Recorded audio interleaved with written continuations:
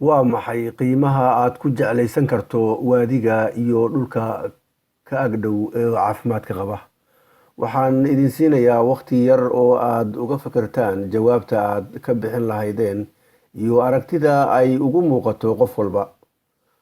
Waxaana hubaal ah in dadku jawaabo kala duwan ka bixin doonaan qiimaha ay ku jeclaysan karaan waadiyada hareerahooda u shaqeynaya sidii la rabay, maxaa yeelay qof walba waxa uu si gaar ah u xiiseeyaa, waana arrin macquul ah. Tusaale, ninka taagan sawirka hoose oo ah nin loo dhaqdo wuxuu qiimeeyaa caws uu siisto xoolihiisa, halka dadka kale ee taagan kor ay xiiseynayaan wax ka duwan. Labaduna waa macquul inay sidaa u fikiraan, laakiin haddii aan dhanka kale ka eegno, waxa aan mar walba qiimeyno waxay noqon karaan biyo nadiif ah, biyo u socda si joogto ah. Haddii aad tahay xoolo dhaqato, caws ay xooluhu ku daaqaan, hoyga kalluunka, hoyga duurjoogta, ama wax la taaban karo oo ah quruxda dabiiciga ah iyo meel lagu dalxiiso. Laakiin maanta dhinac ayaan iska dhigaynaa oo ma aha masalada aan maanta sida gaarka ah uga faalloon doono. Maanta mawduuceenu wuxuu ku qotomaa inaan si dhab ah u fahamno sida ay u shaqeeyaan webiyada iyo togaga. Sidaa darteed, waxaa muhiim ah inaan isku si wax u fahamno oo aan garanno in webiyada iyo waadiyadu mar walba u baahan yihiin wada shaqeyn mira dhalkeeda ka timaada biyaha, carrada iyo dhirta. Riparian Area waa meesha ay iska qabsadaan webiga iyo dhulka ka sarreeya, waana tan sidaa ay u ekaan karto. Waa halka ay iska galaan dhulka sare ee angegan iyo dhulka qoyan ee webiga agtiisa ah.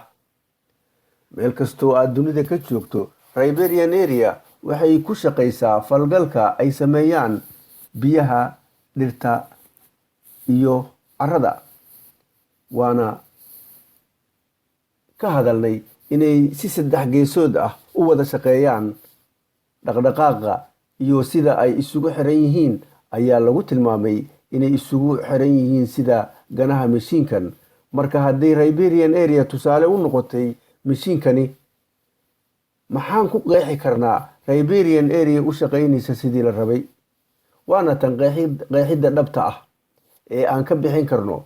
Waa inay leedahay geedo ku filan ama dhul u samaysan qaab wanaagsan, ama qoryo waaweyn oo waadiga dhex yaalla si ay u qabtaan shaqooyinka soo socda.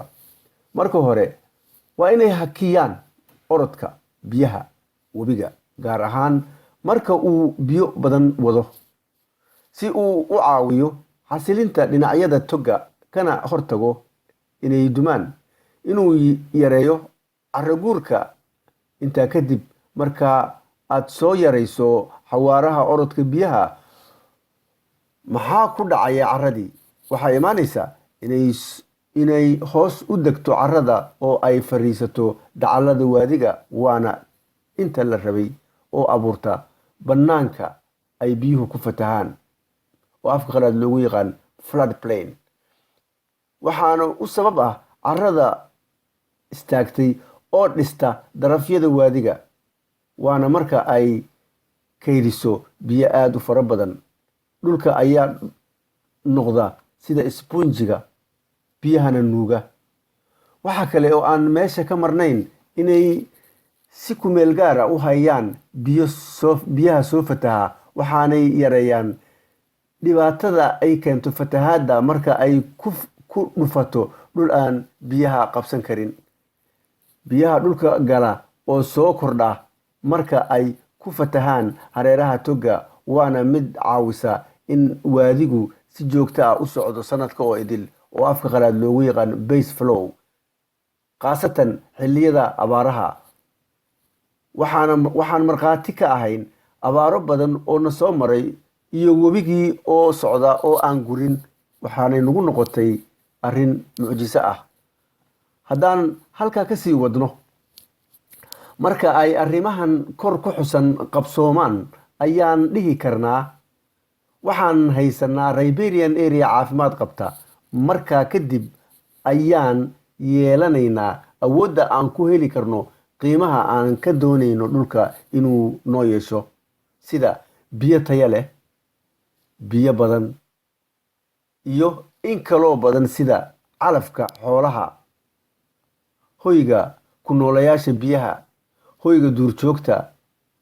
qiimahan oo idil waxay ku iman karaan oo keliya marka arrimaha bidixda kaa qabanaya ay si hagaagsan u shaqeeyaan.